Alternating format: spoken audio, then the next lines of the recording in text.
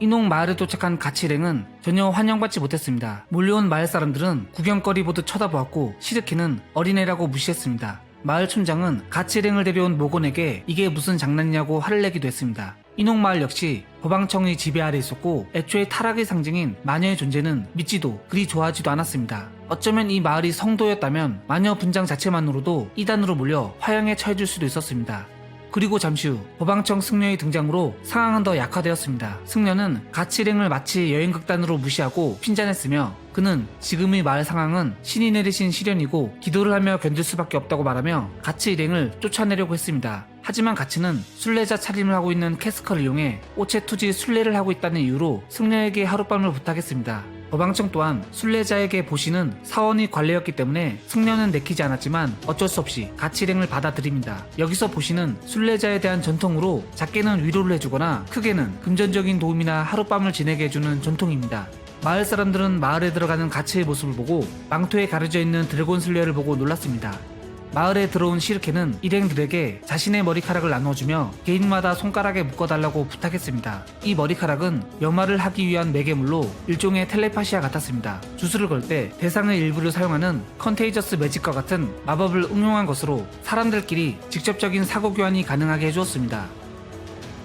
세르피코는 파르네제가 캐스커를 보살펴주고 있는 걸 보고 놀랐습니다. 파르네제는 분명 예전의 모습과 달라졌고 저런 미소는 지금까지 자신이 한 번도 보지 못했습니다. 자신이 할 수 없었던 걸 가치와 여행을 하면서 파르네제는 바뀌었고 분명 가치와의 여정은 위험하지만 만약 파르네제의 저런 미소가 있다면 어쩌면 아무래도 좋다고 생각했습니다. 세르피코가 시르케에게 받은 검에는 실피드라는 바람의 정령이 깃들어 있었습니다.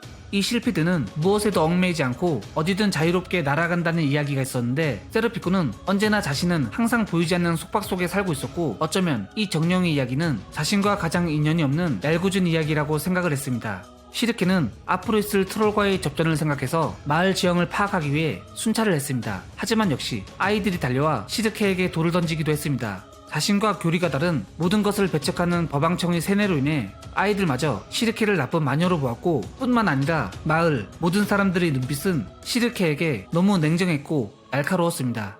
자신을 무시하고 박해하는 그들을 보고 내색하지 않았지만 승려는 물론 지금의 현세 인간들은 모두 틀렸다고 생각했습니다. 법왕청 사원이 서 있는 이 언덕조차 일찍이 토지 정령을 모시던 신전의 터였고 사원들 대부분은 정령의 성질을 말 그대로 짓밟고 세운 것이었습니다. 지금의 법왕청 교리는 자기 권력을 과시하는 도구에 불과했고 현세의 사람들은 신의 이름을 부르며 아무렇지도 않게 전쟁과 살인을 했고 또한 아무 일 없었다는 듯이 신의 이름을 부르며 구원을 바랬습니다. 자기들을 망각하려고 하는 자들이야말로 자신들을 구할 열쇠가 감춰져 있을지도 모르면서 스스로가 그렇게 타락하고 있었습니다. 아주 오래전 시르케의 스승 플로라 또한 이 가난한 마을을 돌며 사람들을 돕고 치료하며 구원했지만 어느 순간 법왕청 사원이 들어오면서 마을 사람들은 플로라를 배척하고 쫓아냈습니다. 시르케는 이런 사람들을 도와줄 필요가 없다고 생각했습니다. 가츠는 그런 고민을 하는 시르케에게 자신이 마을 사람들을 돕고 싶지 않다면 그런 재수없는 놈들을 위해 위험한 일을 할 필요가 없다고 말했습니다. 누군가 때문에 싫어도 한다는 건 어린애 심부름이라고 시르케에게 조언했습니다.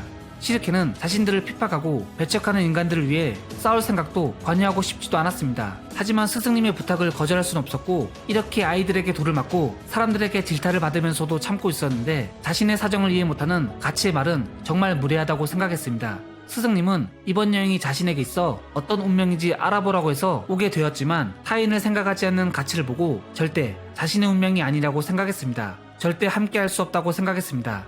이때 수많은 트롤떼가 마을을 습격하러 몰려오고 있었습니다. 평소에 마을에 쳐들어온 것보다 그 수가 월등히 많았고 마치 마을 사람들 모두를 전멸시킬 생각으로 몰려오는 것 같았습니다. 트롤이 침입한다는 위험을 알리는 뿔소리가 마을에 퍼져나갔고 시르케의 염화를 들은 가치 일행은 전투태세를 갖추고 트롤을 막아섭니다. 가치 일행이 시르케에게 받은 무기는 큰 힘이 되었습니다.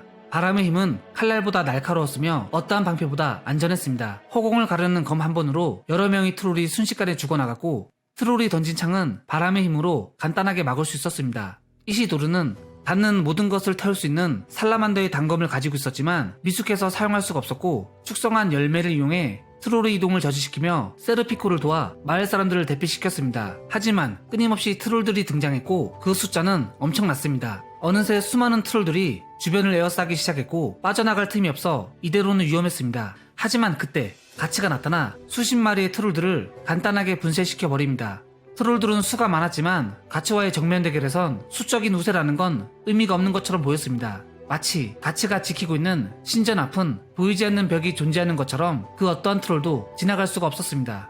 이렇게 마을 사람들은 신전에 모여들었고 시르케는 신전 지붕 위에 서서 사람들을 보호하는 마법을 사용하기 위해 주문을 외우는 중 갑자기 승려가 나타나 시르케를 저지하기 위해 끌어내리려고 했습니다. 그에겐 신의 눈앞에 사교도의 그런 행위는 무엇보다 사악한 것이었고 그 더러운 마법에 비록 목숨을 연명하였다고 하더라도 그것이 사악한 뇌법의 능력에 의한 것이라면 차라리 죽음을 받아들이는 게 낫다고 생각했습니다. 어쩌면 트롤의 침범도 마을 사람들의 죽음도 하늘의 천명이라고 생각했습니다. 그런 승려를 파르네제가 막아섰지만 승려는 도저히 통제가 되질 않았고 그때 트롤들이 사원 뒤쪽의 벽을 타고 올라와 시르케가 주문을 외우고 있는 옥상까지 침범해 위험에 처해질 때 시르케는 마법의 주문을 완성시켰습니다.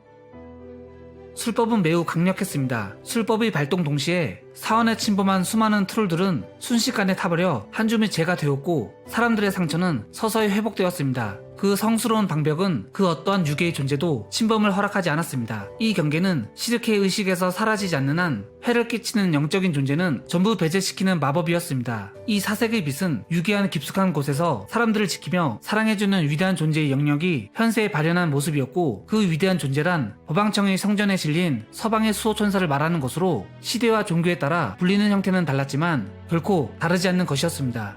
승려는 시르케의 마법이라는 기적을 보고 자신도 모르게 고개를 숙였습니다. 마음속으로는 애써 부정했지만 자신의 눈앞에 있는 기적을 인정할 수밖에 없었습니다. 이렇게 완벽하게 마을 사람들이 대피해 있는 신전을 보호하는 데 성공했지만 갑자기 현세 결코 나타날 수가 없는 오그르가 등장합니다. 물론 시르케 갇힌 강력한 결계는 오그르 따위 유괴의 생물은 별개 안으로 출입할 수 없었습니다. 하지만 오그르는 어느 정도 지능이 있었는지 주변에 커다란 나무를 들어 자신이 몸이 닿지 않게 나무를 이용해 물리적으로 신전을 공격했습니다. 이 결계는 유체에게는 효과가 있었지만 현세의 물체에게는 효과가 없었기에 물리적인 공격을 막을 수가 없었습니다. 시르케가 오그르를 제거하려면 주문을 외울 시간이 필요했고 오그르의 마구잡이식 공격은 너무나도 위험했습니다. 그때 앞에서 지켜보던 가츠가 오그르에게 출격을 합니다. 가츠는 너무 능숙하게 압도적인 전투력으로 간단하게 오그르의 팔과 다리를 잘라버렸고 거의 쓰러뜨리는 데 성공을 했습니다. 주변의 트롤들은 떨어진 오그르의 팔과 내장을 먹기 위해 달려들었고 자신의 팔을 뜯어먹는 트롤들을 밀치고 떨어진 팔을 붙여 빠른 속도로 몸을 회복해 다시 일어났습니다. 생각보다 터프한 오그르에겐 일반적인 공격은 의미가 없다는 걸 깨닫고 가츠는 오그르의 급소를 노리기 위해 자세를 다잡고 달려들었습니다.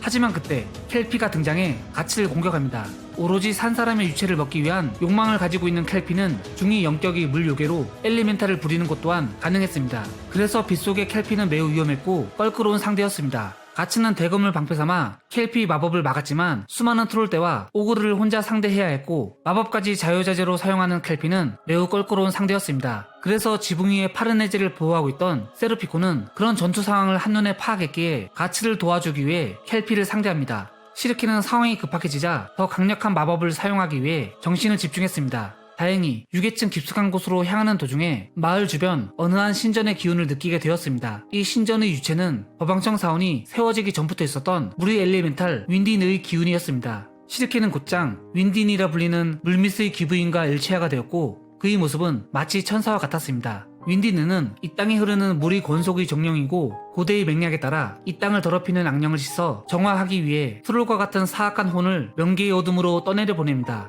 하지만 시르케는 물의 정령과 동조가 너무 강해서 자신도 모르게 넋을 잃고 말았고 수많은 트롤들을 떠내려 가게 한 강력한 술법조차 풀리지 않았습니다. 물의 정령은 오랫동안 잊혀져 있다가 갑자기 불러일으킨 탓에 난폭해졌고 물의 정령과 동화된 시르케 또한 마음속에 남아있던 마을 사람들에 대한 분노가 시너지가 되어 더더욱 술법을 강력하게 만들었습니다. 이렇게 걷잡을 수 없는 거친 윈딘의 힘은 마치 마을 자체를 삼켜버릴 것만 같았습니다. 하지만 시르케는 술법을 사용한 채 물의 정령과 일체화가 되어버려 정신이 유괴에 존재했기 때문에 함부로 깨울 수도 없었습니다. 만약 함부로 깨운다면 마음을 잃어버리고 폐인이 될 수도 있기 때문에 매우 위험했습니다. 마법사들은 마법을 사용하는 것에 있어 정령과 마음을 하나로 하는 건 매우 중요했지만 정신이 삼켜지는 걸 막기 위해 술법 도중에 지팡이를 두드려 정령과 자신의 마음 사이에서 의식을 유지했습니다. 다행히 이바렐라는 플로라에게 들은 이야기를 생각해내어 파르네제에게 지팡이를 이용해 소리를 내어달라고 부탁했고 시르케는 지팡이의 소리를 듣고 다행히 겨우 정신을 차려 술법을 멈출 수 있었습니다. 하지만 강력한 물의 경류로 인해 거대한 부유물이 신전과 부딪히면서 지붕 위에 있었던 파르네즈와 캐스커가 떨어져 쓸려 내려가게 되었습니다. 지금까지 독고였습니다. 영상 시청해주셔서 감사합니다.